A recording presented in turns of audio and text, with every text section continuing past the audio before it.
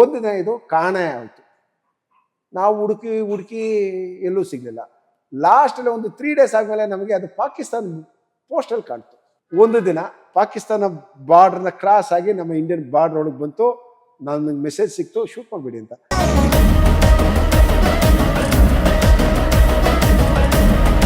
ಆರ್ಮಿಯವ್ರು ಹೋದ್ರೆ ಸಿವಿಲ್ ಆಗಿ ನಮ್ಮನ್ನ ನೋಡಿ ಬೊಗಳುತ್ತೆ.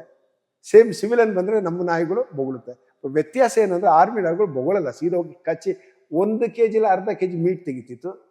ಸಿವಿಲ್ ಎಂದು ಅಷ್ಟು ಡೇಂಜರ್.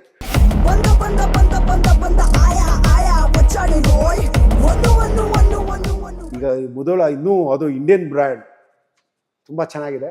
ಹೌದು, ಇಂಡಿಯನ್ ಆರ್ಮಿ ತಗೊಳ್ತಿದೆ. ನನ್ನ ಕೇಳಿದ್ರೆ ಇದೊಂದು ಸಾಕು ನಮಗೆ. ಬೇರೆ ಫಾರಿನ್ ಡಾಗ್ಗಿಂತ ತುಂಬ ಪವರ್ಫುಲ್ ಆಗಿದೆ, ಒಳ್ಳೆ ಸ್ಪೀಡ್ ಇದೆ, ಒಳ್ಳೆ ಪರ್ಸನಾಲಿಟಿ ಇರುವಂಥ ಡಾಗ್.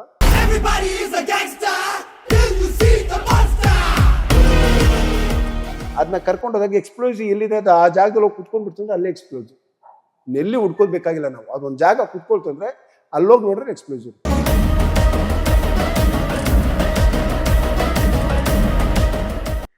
ಸರ್, ಈ ಡಾಗ್ಗಳ ಬಗ್ಗೆ ಗಮನಿಸೋದಾದ್ರೆ ಅದರ ಪಾತ್ರ, ನಿಮ್ಮ ಅನುಭವ, ಅದ್ರ ಜೊತೆಗೆ ಈಗ ಮುದೋಳ್ ಡಾಗ್ ಇರಬಹುದು, ಸಾಕಷ್ಟು ಕಡೆ ಬಳಸ್ತಾರೆ ಏನಾದ್ರೂ ಹುಡುಕಾಟ ನಡೆಸೋದಕ್ಕೋಸ್ಕರ.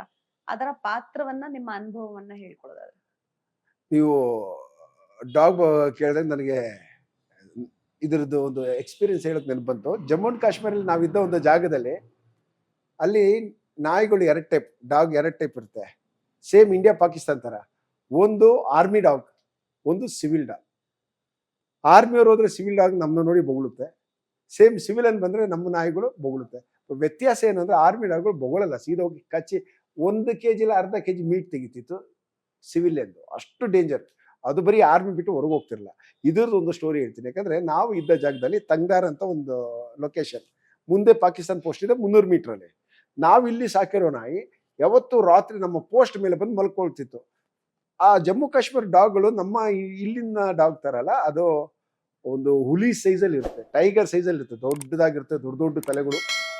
ತುಂಬಾ ಒಳ್ಳೆ ಡಾಗ್ ಅಲ್ಲಿಂದ. ಅವುಗಳು ರಾತ್ರಿ ಎಲ್ಲ ಎಚ್ಚರದಲ್ಲಿರುತ್ತೆ, ಡೇ ಎಲ್ಲ ಮಲಗಿರುತ್ತೆ. ಅದಕ್ಕೆ ಅಂತ ನಾವು ಫುಡ್ ಎಲ್ಲ ಕೊಡ್ತಿದ್ವಿ. ಒಂದು ದಿನ ಇದು ಕಾಣೆ ಆಯಿತು. ನಾವು ಹುಡುಕಿ ಹುಡುಕಿ ಎಲ್ಲೂ ಸಿಗಲಿಲ್ಲ.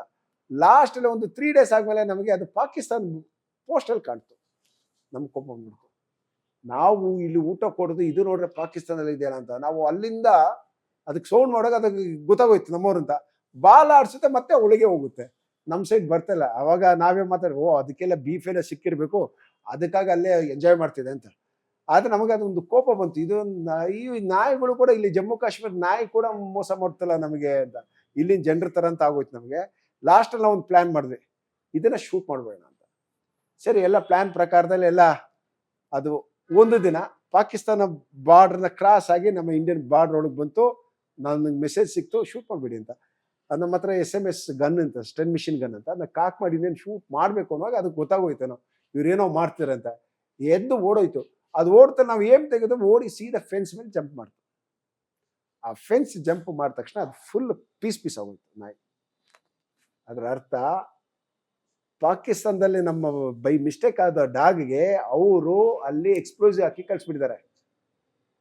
ಅದು ನಮ್ಮ ಬಾರ್ಡ್ರಲ್ಲಿ ಬಂದು ನಮ್ಮ ಇಂಡಿಯನ್ ಆರ್ಮಿ ಸೋಲ್ಜರ್ಸ್ ಸಾಯ್ಬೇಕು ಅಂತ. ಅದಕ್ಕೆ ಮೊದಲೇ ಗೊತ್ತಾಯ್ತು ನನ್ನ ಮೇಲೆ ಏನೋ ಹಾಕಿದ್ದಾರೆ ಅಂತ. ಸೊ ಅದಕ್ಕಾಗಿ ಅದು ನಮ್ಮ ಬಾರ್ಡ್ರ್ ಬರದೆ ಬರೀ ಪಾಕಿಸ್ತಾನದಲ್ಲೇ ಸುತ್ತಾಯಿತು. ಅದಕ್ಕೆ ಡಾಗೆ ಅದು ಯಾವತ್ತು ನೋಡಿ ಮಾಲೀಕರಿಗೆ ಪ್ರಾಣ ಕೊಡುತ್ತಾನಕ್ಕೆ ಇದಕ್ಕಿಂತ ದೊಡ್ಡ ಎಕ್ಸಾಂಪಲ್ ಬೇಕಾಗಿಲ್ಲ. ಆ ನಾಯಿ ಅಲ್ಲಿ ತನ್ನ ಪ್ರಾಣ ತಗೊಳ್ತು, ಆದರೆ ನಮ್ಗೆ ಯಾರಿಗೂ ಎಫೆಕ್ಟ್ ಆಗಲಿಲ್ಲ. ಇದು ನಾವು ನಾಯಲ್ಲಿ ಕಂಡಿದ್ದೀವಿ. ಈಗ ಮುದೋಳ ಇನ್ನೂ ಅದು ಇಂಡಿಯನ್ ಬ್ರ್ಯಾಂಡ್ ತುಂಬ ಚೆನ್ನಾಗಿದೆ. ಹೌದು, ಇಂಡಿಯನ್ ಆರ್ಮಿ ತಗೊಳ್ತಿದೆ. ನನ್ನ ಕೇಳಿದ್ರೆ ಇದೊಂದು ಸಾಕು ನಮಗೆ. ಬೇರೆ ಫಾರಿನ್ ಡಾಗ್ಗಿಂತ ತುಂಬ ಪವರ್ಫುಲ್ ಆಗಿದೆ, ಒಳ್ಳೆ ಸ್ಪೀಡ್ ಇದೆ, ಒಳ್ಳೆ ಪರ್ಸನಾಲಿಟಿ ಇರುವಂಥ ಡಾಗ್. ರಿಯಲಿ ತುಂಬ ಸಂತೋಷ ಇದು ನಮ್ಮ ಭಾರತದ ಸೈನಿಕರಿಗೆ ಬಂತು ಅಂದರೆ. ನಿಮ್ಗೆ ಇನ್ನೊಂದು ಈ ಡಾಗ್ ಬಗ್ಗೆ ಹೇಳುವಾಗ ಇನ್ನೊಂದು ನೆನಪು ಬರುತ್ತೆ. ನಮ್ಮಲ್ಲಿ ಟ್ರೈನಿಂಗ್ ಕೊಟ್ಟಿರ್ತಾರೆ, ಅದಕ್ಕೆ ರೇಷನ್ಸ್ ಇದೆ, ಆರ್ಮಿ ರೇಷನ್ಸ್. ನಮ್ಗಿಂತ ಡಬಲ್ ತ್ರಿಬಲ್ ರೇಷನ್ಸ್ ಇರುತ್ತೆ ಅದಕ್ಕೆ. ಬೆಳಿಗ್ಗೆ ಇಷ್ಟು ಮಿಲ್ಕು, ಇಷ್ಟು ಎಗ್ಗು, ಇದೇ ಥರ ಫುಡ್ಡು ಜೊತೆ ನಾನ್ ವೆಜ್ ಡೈಲಿ ಇರುತ್ತೆ ಇವೆಲ್ಲ. ಅವುಗಳು ಹೇಗೆ ಅಂದರೆ ಅವನ್ನ ಎಲ್ಲಿ ಯೂಸ್ ಮಾಡ್ತೀವಿ ನಾವು ಅಂದರೆ ಅದನ್ನ ಕರ್ಕೊಂಡೋದಾಗ ಎಕ್ಸ್ಪ್ಲೋಸಿವ್ ಎಲ್ಲಿದೆ ಅದು ಆ ಜಾಗದಲ್ಲಿ ಹೋಗಿ ಕುತ್ಕೊಂಡ್ಬಿಡ್ತಂದ್ರೆ ಅಲ್ಲೇ ಎಕ್ಸ್ಪ್ಲೋಸಿವ್. ಎಲ್ಲಿ ಹುಡ್ಕೋಬೇಕಾಗಿಲ್ಲ ನಾವು. ಅದೊಂದು ಜಾಗ ಕುತ್ಕೊಳ್ತಂದ್ರೆ ಅಲ್ಲೋಗಿ ನೋಡ್ರೆ ಎಕ್ಸ್ಪ್ಲೋಸಿವ್ ಇರುತ್ತೆ. ಸೊ ಅದನ್ನ ಅದಕ್ಕಾಗಿ ಯೂಸ್ ಮಾಡ್ತಿದ್ವಿ. ಎರಡನೇದು, ನಾವು ಹೇಗೆ ಜಂಪ್ ಮಾಡ್ತೀವೋ, ಸ್ಲೆದರಿಂಗ್ ಮಾಡ್ತೀವೋ, ಅದು ನಮ್ ಕೂಡ ಸ್ಲೆದರಿಂಗ್ ಮಾಡುತ್ತೆ. ಈಸಿ ಅಲ್ಲ ಮೇಡಮ್. ರೋಪ್ ಇಂದ ನಾವು ಹೆಲಿಕಾಪ್ಟರ್ ಜಂಪ್ ಮಾಡ್ತೀವಿ, ನಮ್ಮ ಹಿಂದೆ ಅದು ನಮ್ ಜೊತೆನೆ ಬರುತ್ತೆ. ಅದಕ್ಕೆ ಹೆದರಿಕೆಲ್ಲ. ಅವ್ರಿಗೆ ಎಕ್ವಿಪ್ಮೆಂಟ್ ಇರಲ್ಲ, ನಮ್ಗೆ ಎಕ್ವಿಪ್ಮೆಂಟ್ ಇರುತ್ತೆ. ಎಕ್ವಿಪ್ಮೆಂಟ್ ಜಾಗದಲ್ಲಿ ಡಾಗ್ ಇರುತ್ತೆ. ಅವುಗಳು ನಮ್ಮನ್ನ ಹೆಂಗ ತಪ್ಕೊಂಡಿರುತ್ತೆ ಅಂದ್ರೆ, ಆದ ತಕ್ಷಣ ಅವು ಆ ಗಾಳಿ ಆ ಮುಖ ಎಲ್ಲ ತಿರುಗಿಸ್ಕೊಂಡು ಎದ್ರುಕೊಂಡು ಅದು ಒಂಥರ ನಮ್ ಜೊತೆ ಇಳಿಯುತ್ತೆ. Really great madam. ಆದ್ರೆ ಒಂದು ದುಃಖದ ವಿಷಯ, ಅದು 9 ಇಯರ್ಸ್ ಮಾತ್ರ ಅದನ್ನ ಯೂಸ್ ಮಾಡೋದು ನಾವು.